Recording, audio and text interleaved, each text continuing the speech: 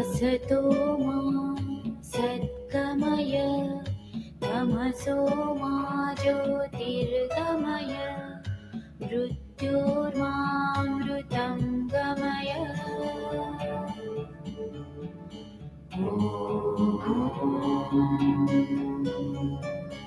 असतो मा सद्गमय तमसो मा ज्योतिर्गमय मृत्योर्मामृतं गमय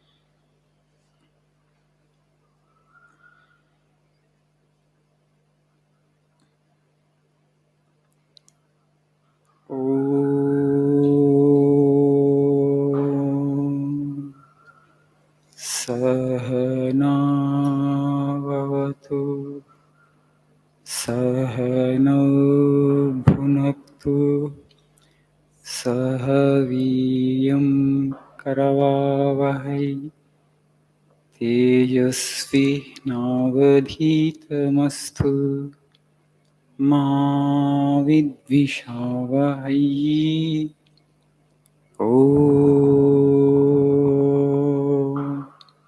शान्ति शान्ति शान्तिः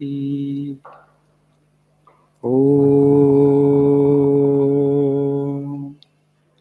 असतो मा सद्गमय तमसो मा ज्योतिर्गमय मृत्योर्मामृतङ्गमय ॐ शान्ति शान्ति शान्तिः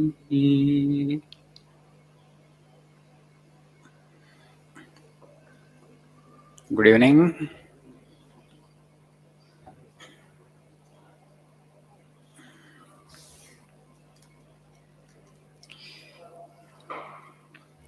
It's getting hotter by the day.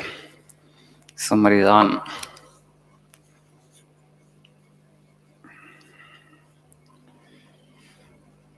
Please see page number 19.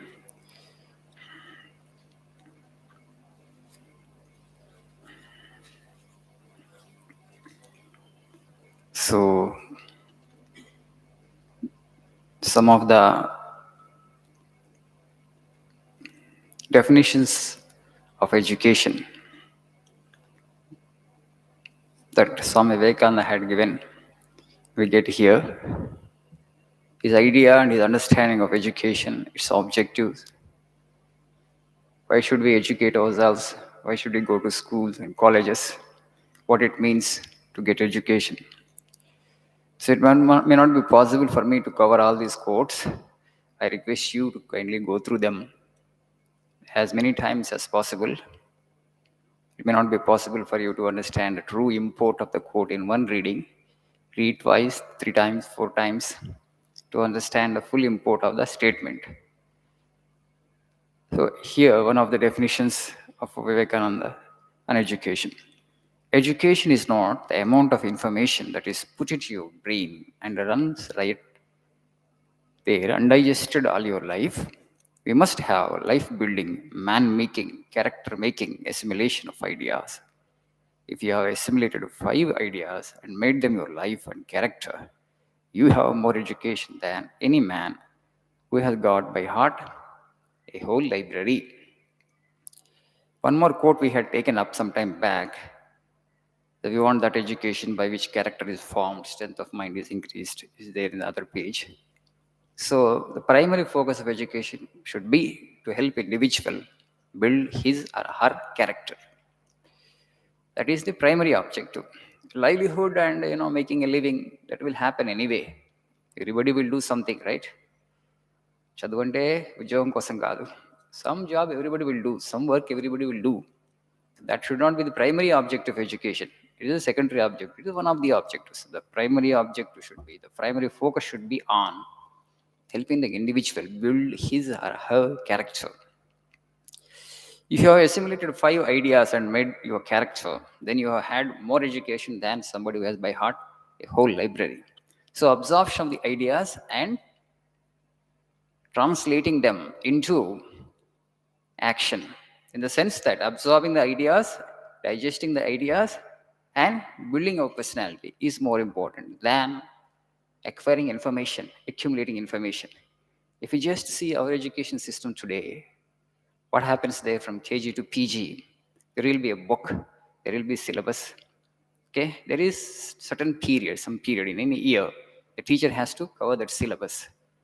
So everybody is in a hurry. Teacher is in a hurry to complete the syllabus, and the children are in a hurry to absorb, rather, to transfer all the information that is there in the book into their brains. And again, they have to prove themselves how much actually information they have absorbed. How it is tested? It is tested through exams, monthly tests, quarterly, half-yearly, and final examination. The information that is there in the book will be transferred into our brain, and again, actually, you have to put it back on answer sheet during exams, and then you will get a certificate. Okay, that's all right. That is education. So where you are giving time to absorb the ideas. So ideas, actually, the information not important. The ideas you have to absorb and you have to translate them. You have to make character out of those ideas. The ideas, they should sink into your personality. But that time we are not allowing. Because of that, it is just consumption of information, continuous consumption of information, so much that the brain won't be able to process that much of information.